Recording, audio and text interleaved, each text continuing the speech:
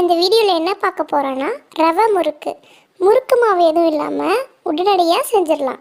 வாங்க எப்படி செய்கிறதுன்னு பார்க்கலாம்.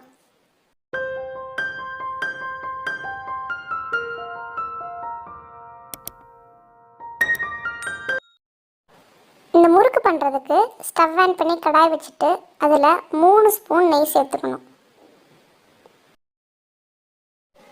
நெய் நல்லா சூடானதும் 1 கப் ரவை சேர்த்து வறுக்கணும்.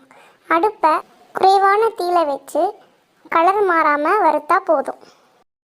அதுக்கப்புறமா 2 கப் தண்ணீர் சேர்த்து ரவையை நல்லா வேக விடணும். கட்டிகள் எதுவும் இல்லாமல் நல்லா கிளறி ரவை நல்லா வெந்து இந்த மாதிரி கட்டியாகிற வரைக்கும் கிண்டணும். அதுக்கப்புறமா 3 டேபிள் ஸ்பூன் அரிசி மாவு சேர்க்கணும். அரிசி மாவு சேர்த்து நல்லா கிளறி விட்டுட்டு அடுப்பை ஆஃப் பண்ணிடணும். சூடு ஆறுனதுக்கப்புறமா ஒரு பவுலுக்கு மாற்றி எடுத்துக்கணும். அடுத்து தேவையான அளவு உப்பு, 1/2 டீஸ்பூன் சீரகம், 1/2 டீஸ்பூன் மிளகாய்த்தூள். உங்கள் காரத்துக்கு ஏற்றவாறு கூட்டவோ குறைக்கவோ செஞ்சுக்கலாம். எல்லாம் சேர்த்ததுக்கப்புறம் நல்லா பிசையணும். இந்த மாதிரி முறுக்கு மாவு பதத்துக்கு பிசைஞ்சு எடுத்துக்கணும். அதுக்கப்புறம் உங்கள்கிட்ட இருக்கிற முறுக்கு பிளேயர் வச்சு எது வேணால் எடுத்துக்கலாம். நான் இன்றைக்கி ஸ்டார் எடுத்துக்கிறேன். நீங்கள் உங்களுக்கு பிடிச்ச டிசைன் எடுத்துக்கோங்க. அதுக்கப்புறமா தேவையான அளவு மாவை உள்ளே வச்சு அமுக்கி மூடி எடுத்துக்கணும். நான் அதுக்கப்புறம் ஒரு பிளேட்டில் சின்ன ரவுண்டாகவும் இல்லாமல் பெரிய ரவுண்டாகவும் இல்லாமல் மீடியம் சைஸில் பிழிஞ்சு எடுத்துக்க போகிறேன்.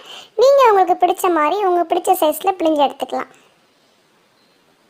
நீங்கள் இதை சேவு மாதிரி சின்ன சின்ன துண்டுகளாக கூட பிழியலாம். டைரெக்டாக அப்படியே எண்ணெயில் கூட இதை பிழிஞ்சு எடுத்துக்கலாம்.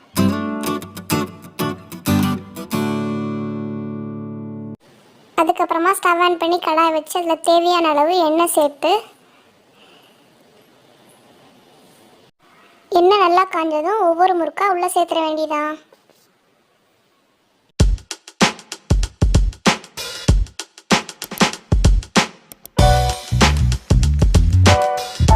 ஒரு பக்கம் வெந்ததும் இன்னொரு பக்கம் திருப்பி போட்டு வேக வச்சுக்கணும்.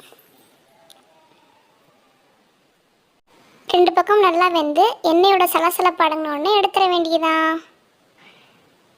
இதே மாதிரி பிழிஞ்சு வச்சுருக்கிற மீதி முறுக்கையும் உள்ளே சேர்த்து நல்லா வெந்ததுக்கப்புறம் எடுத்துட வேண்டியதான்.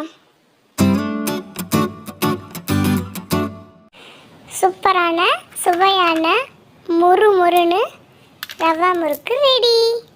ரவையில் செஞ்சதுன்னா யாரும் நம்ப கூட மாட்டாங்க. செஞ்சு பார்த்து எப்படி இருக்குன்னு கமெண்ட் பண்ணுங்கள். Thanks for watching.